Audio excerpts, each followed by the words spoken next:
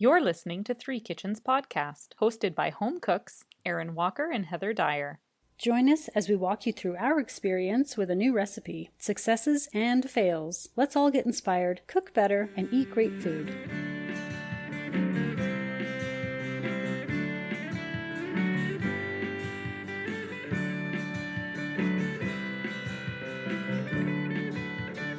Oh, welcome everybody to Three Kitchens Podcast. We are your hosts. I'm Heather, and with me is Erin. Hello. Hi, Erin. Just before we get into a delicious date banana sesame cake recipe, we wanted to just chat very quickly about the guest host episodes we've been doing this season, because I feel like we started them and announced them and then haven't really talked about them since.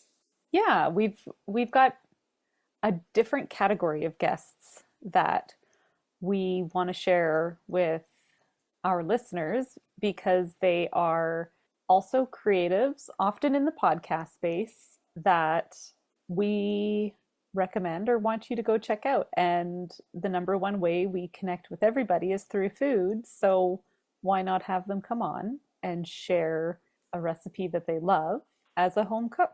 Because that's what we're here for, and that's what we are, home cooks. Yeah, exactly. And it's been so much fun. I don't know about you, but I'm enjoying it so much. We've had all sorts of podcasters in all kinds of genres, which is another reason why I wanted to mention it, because as a listener, if you've just jumped in and now they're talking about finance or or the beach, if you've heard, our guests talking about seemingly random things, it's actually because we really enjoy their content on their shows, and we want to offer that up because it might become your new favorite, second favorite podcast after Three Kitchens. That's right. Make new friends, but keep the old. That's right. Just add. I see on social media all the time people saying, I need some new podcasts. What should I listen to? And so here you go. If you're one of those people who's always looking for something new to pop in your ears or watch, sometimes they're videos, video podcasts. There you go. We're here for you. We're bringing you new content to listen to and recipes at the same time. We're doing it all. You're welcome. You're welcome. We'll do the work. You just have to sit back and listen. Oh, my stomach just went brr. My stomach is also here, just so everyone knows. Well, our stomachs lead the show. Pretty much. That's why we're here. Maybe that's why it spoke up. It was like, hi, I have a say in everything that's going on here. Hello. Let me tell you what we're going to cook. That's what our stomachs say. My stomach is anticipating because we're going to talk about what you're going to make. So it's like, ooh, tell me what's next. Yes. So I am going to make a sesame date and banana cake from the very popular chef Ottolenghi. Now, what's his first name again? Yotam? That sounds right. I think it's Yotam Ottolenghi. I'm not going to look it up. Let's just go with that. And please forgive me if I'm He's known wrong. just by his last name. He's like the Beyonce of cooks. You can just say Ottolenghi and everyone knows it. I know, because whenever I look up recipes, that's why I'm not sure of his name, because I never see it. I always see his last name. So Ottolenghi, sesame date and banana cake is what I'm going to be making for us, which looks delicious. First of all, if you're watching us, I'm sorry, but this is what we look like. Yeah. Thank you for giving this a chance. If you enjoy watching podcasts and you're like, oh, these ladies, we're new. We're new to not to podcasting, but to video. Yeah, this is kind of a new side of things. We've always been on the audio end of things, and now we're trying to put ourselves out there. Yeah, we're introducing a video episode option for those who like to watch. And I realize I'm not very good yet at the editing, but I'll get better, I promise. All right, so Ottolenghi's sesame date and banana cake. The cake itself has dates, bananas, and tahini in the batter. So the tahini is where we're getting the sesame. Okay. It's topped with an icing made with, again, tahini, cream cheese, mascarpone cheese, and brown sugar. Mm. Then you're putting caramelized banana slices on top of that and drizzling with a date syrup. Wow. Yeah, this sounds, See, wow, this is going to be a very intensely flavored cake. I have a I feeling. feel like it's, yeah. Banana is kind of a heavy flavor, if I can say. Like when I think of a banana bread, it's very, and with the sugariness of the dates, I think that sesame flavor is going to help balance it all out, but also almost make it richer. I don't know. I This is, know. I think I ooh, think we can kind of imagine dates and bananas in a cake. I feel like that's 100%. like a moist, sweet cake. Hmm. Then you add in the sesame and it's like, this is different. It might be a little bit earthy. Earthy. Earthy. Okay, so Maybe? then I went on to learn a couple of other things that I may or may not take on. You help me decide. Okay, so you can make your own tahini. Oh, I have okay. I've never done this. I've used tahini. I've bought it and I've used it in things, can't remember what at the moment, but Hummus? obviously not often. Yeah. So tahini is simply toasted sesame seeds that are ground up into a paste and you add a little bit of a neutral oil until it's thin like a sauce. Yeah. Yeah. So it's kind of like making a natural nut butter, Or a but you want seed it to butter. be, yeah, like a seed butter, but you want it to be thin-ish. Right. Yeah. So, I mean, I don't have a food processor at the moment. We've discussed how mine died and I haven't replaced it. So I'm Yeah. not sure I have the right equipment. But if I replace the food processor in time to make this cake, I might. There you go. I'm really sorry, but there's someone at my door. Oh, who Moment. is it? Knock, knock. I think I know. Come on then. Come on. I'll just leave it cracked for him. He's been What crying out there. It's what's Paco. new, pussycat? Yeah, he's. Ah! Oh dear.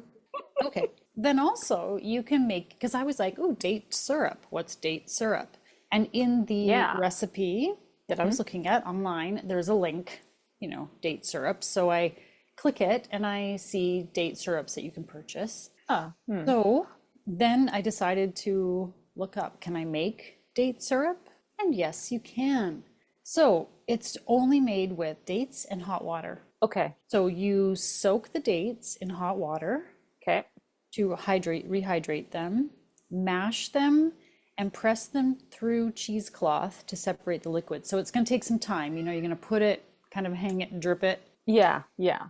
and then you've got liquid and pulp. You rehydrate the pulp again with hot water Okay. and do it a second time to get as Oh, much liquid as you possibly can. gotcha. And then you simmer the liquid over medium heat until it thickens into a syrup that you can drizzle on your cake. So that sounds Okay. easy enough, I hope. Here's my thought on that. Okay. Because you've asked for my opinion, now you get it. Yes. Yeah. It seems because tahini is kind of two ingredients, it's pretty consistent. I mean, I'm sure somebody will throw me under the bus and say, like, you've never had tahini till you've made it yourself. Right. But I feel like buying tahini because it's simple is a worthwhile step to skip.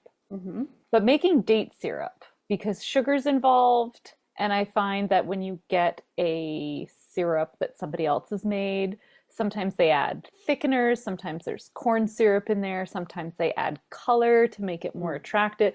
There's a lot more additional things that somebody might add in there, and I feel like making the date syrup would be worth doing. And because we know you have some really yummy dates.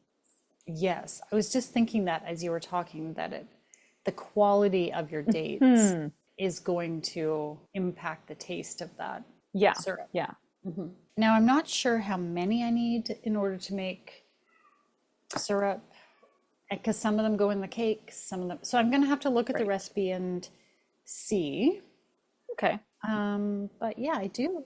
Could you repurpose the mash for your cake, or would it not be sweet enough because you've gotten the I think sugar? you've taken all the stuff out of it. Plus, what goes in the cake is chopped dates, not mashed dates. Okay. So I like this idea of like making use of that. I wonder what you could do with the pulp that's left. Yeah. If it has any flavor or at that point, I don't know. Questions. Question, that's a good question. I don't have the answer to that one. Like you want to get as much of the flavor and the sugar out of those dates. So I think the pulp that's left is probably not going to be like It's very probably nothing flavorful. great. Yeah. Yeah. Yeah. Oh, could you put it in a muffin, like Oh, the fuel to go muffins or something, oh, where it's got lots of good fiber, or substitute it into a muffin recipe that you're comfy with? There we go. That's a better recommendation. that's Don't put true. it into Ottolenghi's cake. No, no, no. I'll put it into like a basic banana muffin or something There we go. and give it a try. Okay, Yeah, good point. All right. Stay tuned for cake. my tummy is waiting. Hey, listener, we are just blown away by the kindness and generosity of our guests on the podcast. They lend us their time and share their knowledge with all of us so we can learn and be better cooks and bakers at home. If you enjoy our guest episodes, please see their links in the show notes. Go follow and support them if you can. And if you have an idea for a guest, please send us a message. We'd love to hear it. Now, let's get back to the episode. All right, so now that we have eaten the Ottolenghi's sesame date and banana cake, let's talk about how to make this beauty of a cake. Yes, please. I think I had told you that in a text that it created a lot of dishes. That's just like the warning I will give everyone. Woo! I was washing dishes for this one. I feel like I have been endlessly washing dishes the last, I don't know. My dish hands are dying. Your dishpan hands. Remember those old commercials about dishpan hands? Yeah, that's You why gotta you had use the the yellow right- gloves. Yeah, and the right dish soap. I don't remember what it was for. I'm sure it was all above. Okay, how to make this cake. You're going to line the base of a springform pan and grease the sides. The recipe says a 20 centimeter pan. I went with my large springform pan because it does rise a bit. So Okay. don't use your smallest little pan and expect it just to get tall. It will come over. Ooh. In one bowl, we're going to whisk together your wet ingredients, which is tahini, orange juice, then stir in dates, which are pitted and quartered, Okay.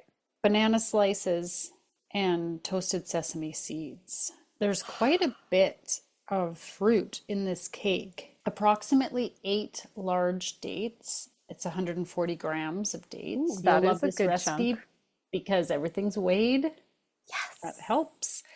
240 grams of very ripe bananas, peeled and sliced, I think I had 3 large bananas. I did weigh it, so to get to 240 grams was, I think, 3 large bananas.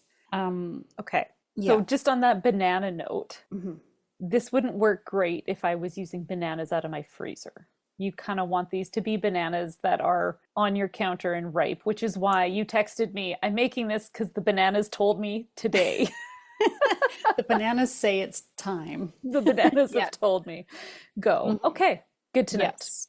And 2 tablespoons of toasted sesame seeds. So that's your first bowl that you're going to be washing in a little bit. You're going to mix that together. Try not to let the dates and the bananas clump. So kind of stir them in okay. and break them apart a little bit. Set that aside. Right. In your stand mixer with the paddle attachment, you're going to beat medium-high speed butter and sugar. Then adding eggs in 2 additions. I believe there were 2 eggs. Let me go back up. Yep, 2 eggs Okay. beaten, added in one at a time. This is pretty basic cake, beginnings of a cake batter, right? And then you've got dry ingredients, which is flour, baking powder, salt, and you're going to add that to your stand mixer bowl and mix on low for about 30 seconds just to combine. Perfect. Then you're going to, with your mixer still on low, you're going to add your tahini banana date mixture Okay. until just combined. And then you're going to spoon all of that into your cake pan. So Okay. it's not difficult. It's pretty basic, but you've now got 3 bowls and a few instruments, utensils to wash. You're making a mess. It's not a 1 bowl cake, I'll tell you that. Okay. Fair enough. You're going to bake 25 to 30 minutes. I believe it was until golden brown on top. And I think it was close to 30 minutes for me. Okay. And then without removing it from the oven, loosely place some foil over the cake because you want it to stop getting brown on top. Okay. And bake for an additional 25 minutes or so until the toothpick in the center comes out clean. Then take it out of the oven and leave it in your pan to cool on a wire rack. Okay, easy peasy. Okay, I wonder when I should talk about the syrup. Should I talk about the syrup? I did the syrup in advance. Okay. I was going to say, I didn't hear syrup. It's not in the cake. Okie dokie. I'm just wondering what order I should do this in. You all have to bear with the process here. Okay, let's talk about the icing first. Okay. All right, so for the yes. icing, you're going to whisk with a whisk in your stand mixer. You're going to whisk together all your ingredients until it's all nice and smooth and fluffy icing, which is 130 grams cream cheese, 130 grams of mascarpone, which is, we've learned in past episodes, an Italian version of cream cheese. Okay. Right. And 35 grams of brown sugar and 55 grams of tahini. This is just okay. whisked until it comes together like a nice, light, kind of fluffy frosting. There's a number of things with this cake. When your cake is cooled and you're ready to top it, Okay. you're going to caramelize bananas. Oh, right. So you put under your broiler, close to it, but like 10 centimeters. Move your rack up to the top shelf and Yeah. So you're going to have banana slices, fairly thin banana slices on a pan sprinkled with sugar, and you grill them until the sugar melts and kind of turns brown and caramelized and looks gooey. right. Use your judgment, just don't leave it unattended because they could burn real quick. The broiler is the worst for that. I know, it's scary sometimes. It's like I'm watching it and sitting there looking like, oh no. Yeah. We have a history of walking away from the broiler in our house and you're in the living room and you're like, something smells. Oh my God. Oh no. And then out come these 2 black discs and you're like, all right, well, Oops. try again. Do not do that with these bananas. Stay in the kitchen. Chain yourself to that door if you need to. I feel like I have to physically restrain myself. I know. I feel like you have to remind yourself repeatedly. You're like, stay look here. away. Don't no, leave. stay. No, sit down, sit in front of the oven, stay. Okay, so now when your cake is cool and you're ready to assemble is when you're going to need your syrup. So let's look back in time to, in my case, it was like the day before I made the syrup. So you have dates. I think I had 2 cups roughly. It doesn't have to be a precise measurement of dates, and then hot water to cover them. It's not very much. I just had my glass measuring cup, my 4-cup measure. I had about 1.5 cups or so of dates on the bottom, kind of rough chopped, and then put boiling water to cover, and then you let it sit. Yeah. Until it's rehydrated and it looks soft and they get mushy. You can see them kind of breaking apart. Yeah, and I don't think there's an exact recipe. What I found was sort of like a guideline on how to make it, so I had to kind of wing it with this. By the way, you can also buy date syrup, so don't worry if you're like, I don't want to be doing her MacGyver business in the kitchen. If you're not into that, that's okay, you can buy it.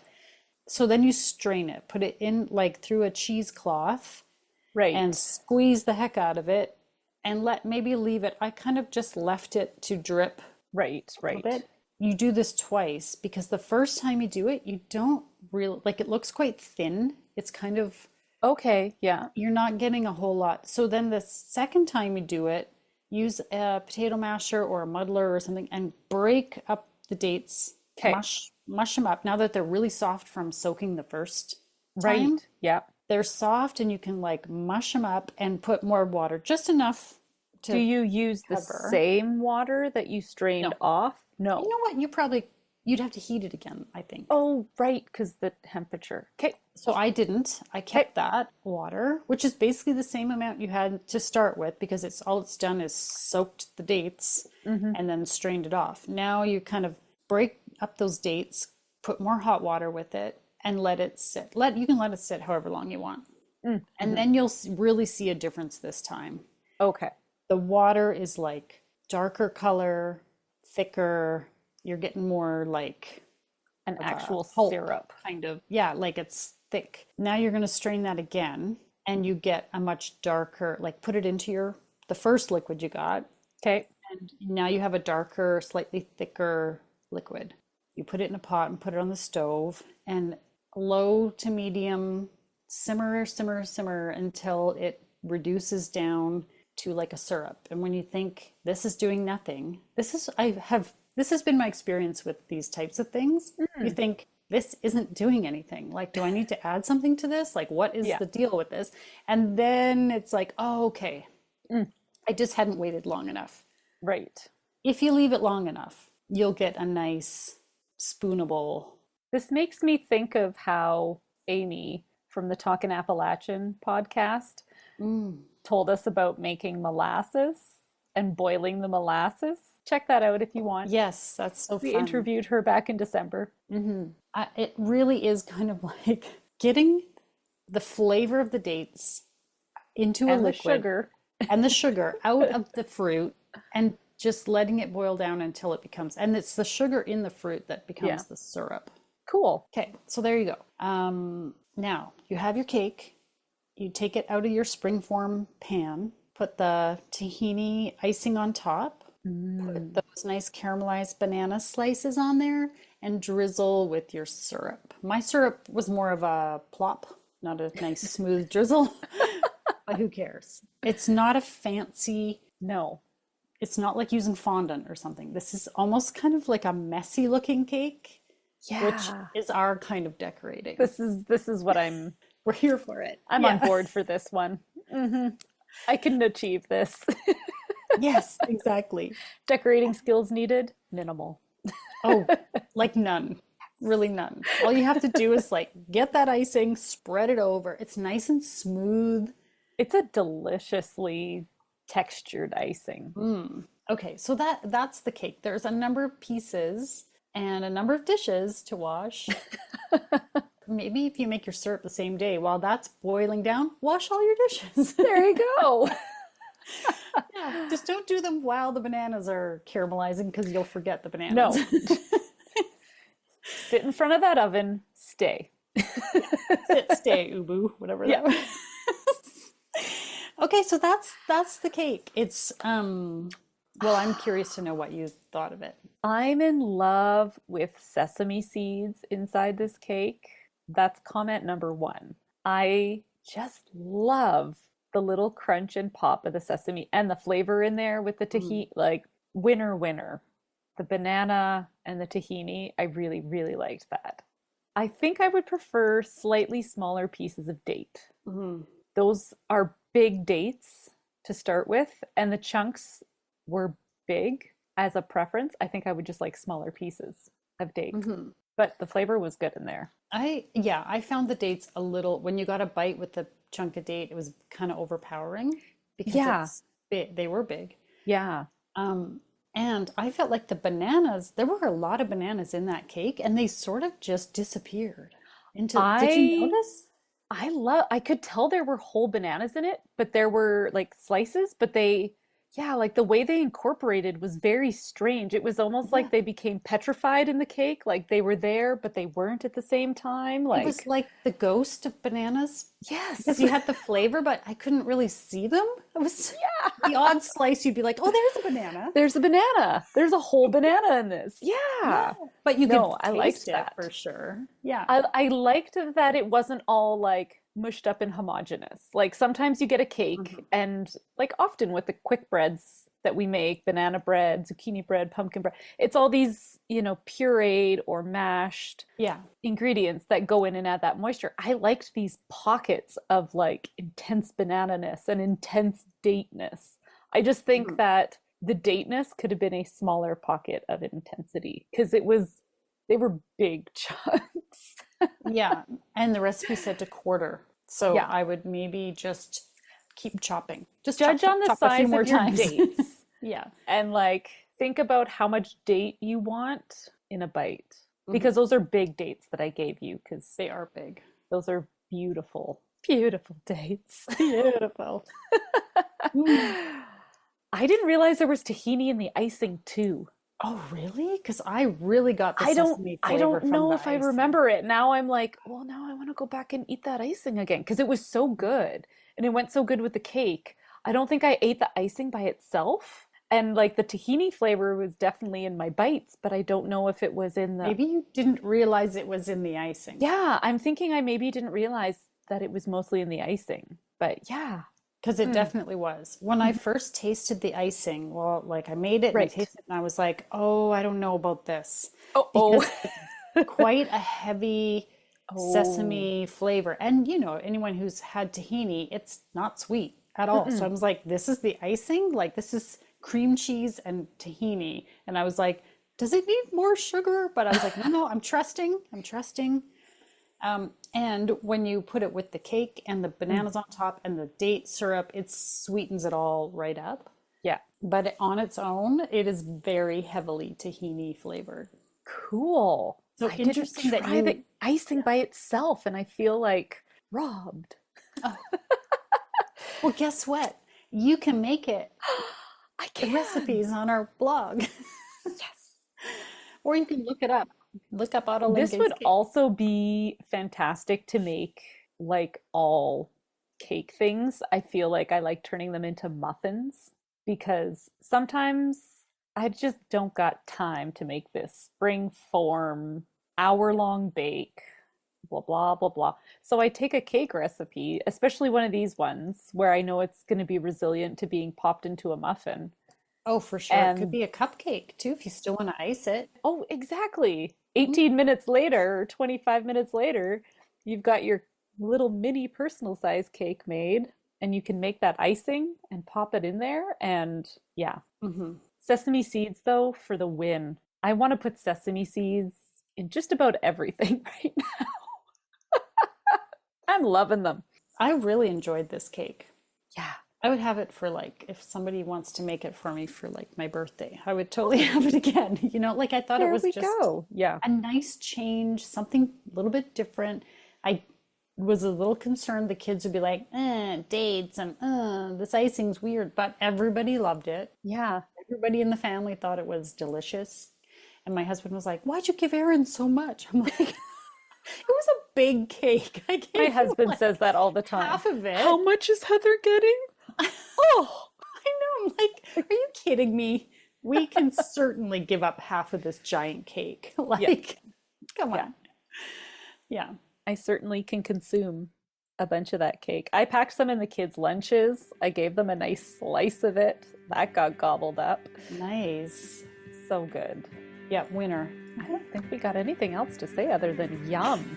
And now for the fine print. Links to recipes and other things we talked about in this episode can be found in the show notes or on our website, www.threekitchenspodcast.com. Come say hello on Instagram, Facebook, Threads, YouTube, and TikTok. We'd love to connect. And if you enjoy the show, pass it on. Word of mouth is the #1 way people learn about new podcasts. Thank you so much for listening. For the kids. It's for the kids. It's for the children. Healthy. Do it Yeah. for the children, Heather.